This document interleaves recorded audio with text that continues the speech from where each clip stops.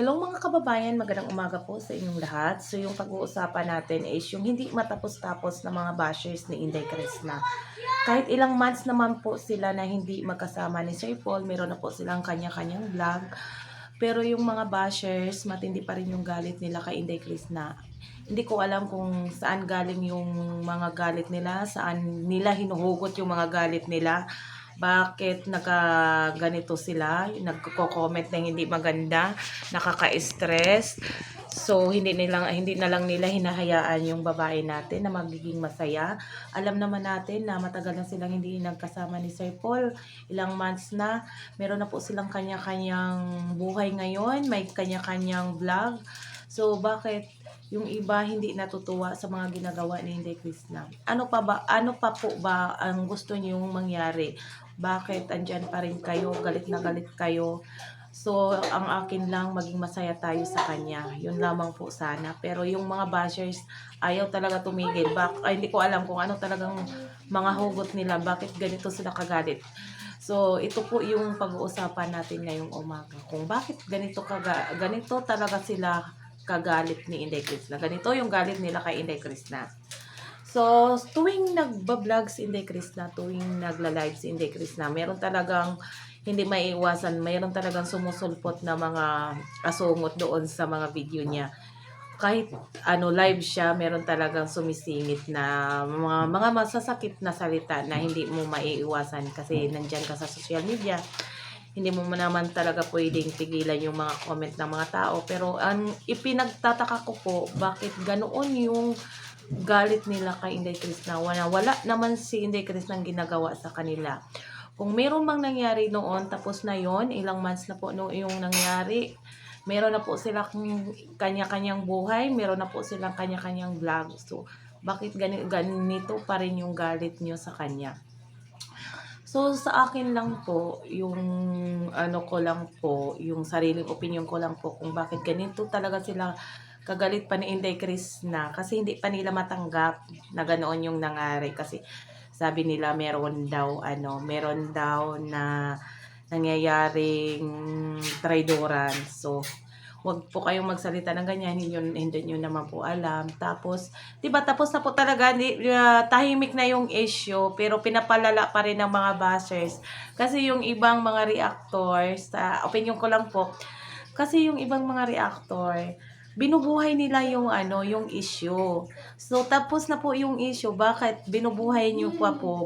Matagal na po yung nangyari. Nakakalimutan na po ng ibang bashers. Pero, sinisimulan nyo namang buhayin. So sa akin nga, merong nagko-comment na mga basher pero hindi ko sila pinapatulan kasi kapag pinapatulan mo sila, lalong manggigigil yan sa inyo. Lalong magko-comment yan na hindi magaganda. Yan po yung nahahalata ko. Pag pinapatulan mo yung isang bashers, lalo yung manggigigil, lalo yung maiinis. Kaya hindi yan tumitigil sa pagko-comment ng hindi maganda. Yan po yung yung napapansin ko po talaga kasi yan na po yung yung ngayon lang po meron po ako napanood na isang reactor na binabalikan yung mga dating issue kasi meron siguro nagko-comment doon sa mga live niya, sa mga video niya na hindi maganda. So, dinedefend niya si Inday Crisna. So, nakalkal pa yung kay Nurse Nora na isang buwan nang tumahimik si Nurse Nora kasi isang buwan o ilang buwan na kasi sinabi nung nagkagulo nang may pumasok na mga basher talaga ni mga binabas talaga si Nurse Nora ng karamihan ng mga fans ni Inday Crisna. So yun po yung matinding galit talaga ng mga bashers sa kanya kasi siya yung unang nag-judge sa sitwasyon nila ni Sir Paul at ni Crisna kasi siya naman yung talagang official na reactor ng Pugong Biyahero. Pero hindi naman natin maiwasan kung gano'n yung reaction niya. Opinion niya po yun. Hindi natin po siya mapipigilan. Kaya nga lang po, nagkamali ata siya ng na-comment na ibigay na comment, reaction. Kaya yung mga tao gigil na gigil, galit na galit. Kaya yun, nag-sign up po talaga siya. Sinabi niya na hindi na muna siya magre-reactor kay Sir Paul. Stop muna daw siya para maiwasan yung kasi nai-stress na siya sa mga bashers kasi ang dami talaga ng babash po talaga sa kanya. So ngayon po, may napanood ako na pinag-usapan na naman ulit nila kasi siguro yun po, meron pong pumapasok na basher sa kanyang vlog, sa kanyang live kaya ayun nabuksan ulit, nabuhayan na naman ulit yung mga bashers na yan, galit na naman yung kabilang side. Kaya hindi po talaga natin maiiwasan na maungkatin, balikan yung mga nangyayari noon. So, yung akin lang po is advice ko lang po ba na i-stop na lang po natin yung mga ganong mga reaction. Hayaan na lang natin yung mga bashers. Kasi pagpapatulan mo talaga yan, pag pinapatulan mo talaga yan, hindi yan titigil. Lalo yung manggagalaiti, lalo yung manggagalit. So, yung binabalikan nila is si Krishna. Kasi sa akin, tumahimik na yung mga bashers sa akin. Parang hindi ko na masyadong nakikita yung mga galit nila sa sa mga video ko.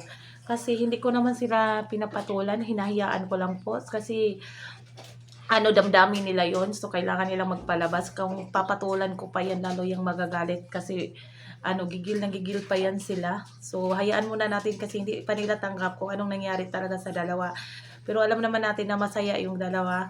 So wag na po tayong magdagdag ng para tumigil na ba yung issue, para wala na makitang hindi maganda doon sa comment ni Inday Chris na, kasi nakaka-bad vibes pag meron kang nababasang hindi maganda.